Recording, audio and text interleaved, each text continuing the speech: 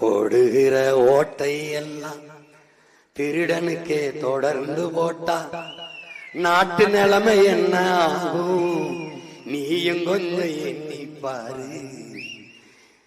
நாட்டு நிலைமை என்ன ஆகும் நீயும் கொஞ்சம் எண்ணி பாரு. ஊழல் லஞ்சம் பெருத்து போச்சு, உண்மை நேர்மை செத்து போச்சு, மாண்புமிக்க மக்கள் ஆட்சி மண்ணோடு மண்ணா போச்சு.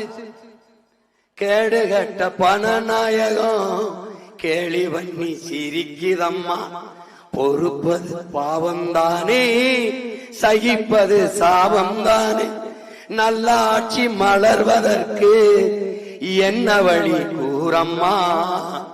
விவசாயி சின்னத்துல ஓட்ட நீயும் போடம்மா.